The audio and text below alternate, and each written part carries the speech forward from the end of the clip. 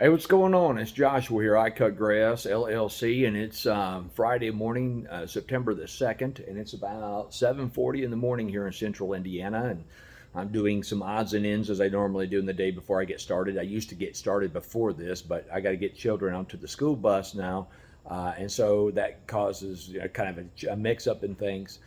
Hey, listen, if you haven't subscribed to my channel, please consider doing so if you would. Today I want to talk briefly about a couple of mowers that I got this year and a new trailer that I've got coming up. And before I do all that, I'm going to see if I can get this recorder to switch, which I did. And you can see I slit seeded and top dressed my lawn recently. 2 weeks ago, I top dressed it with organic compost, and then 2 days ago, I slit seeded it and put a ton of seed. So anyway, it's going to be.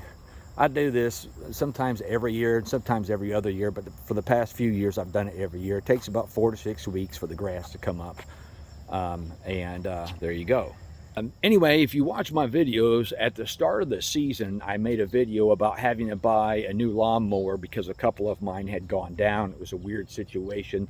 I haven't had that happen at one time before, so I scraped together the cash I had been saving and had just enough to purchase that, and that was a Spartan 54 RZHD.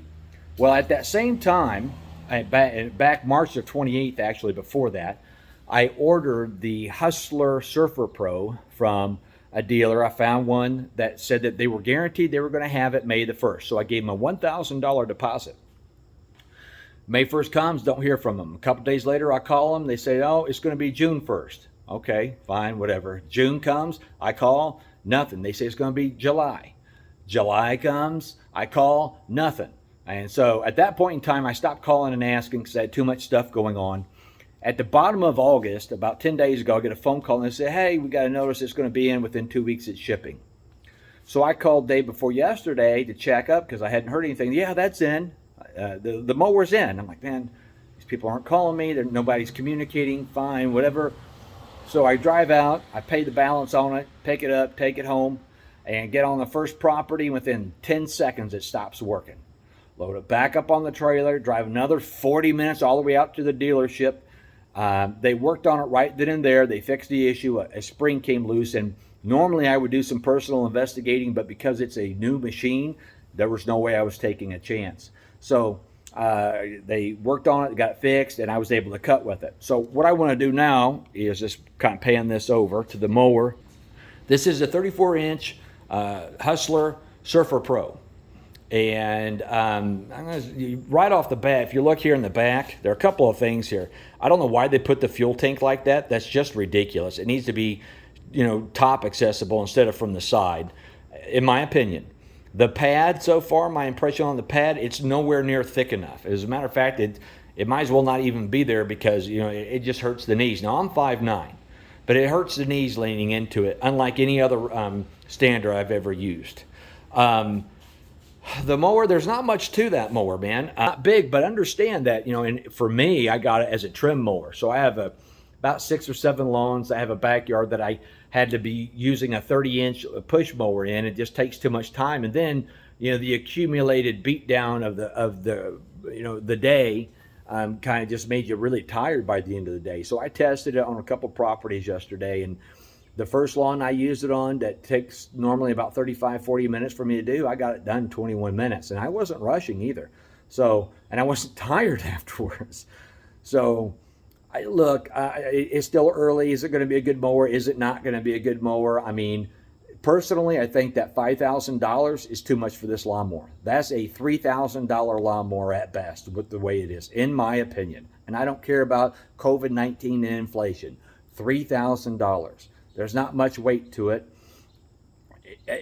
Again, I think that it's going to work perfectly for the reasons that I got it, so I'm okay with spending the money on it.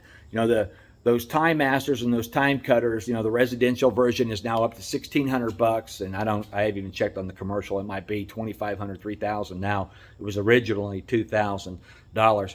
Those were good mowers, with the exception of the fact that they just, they had a tendency for the transmissions to have issues.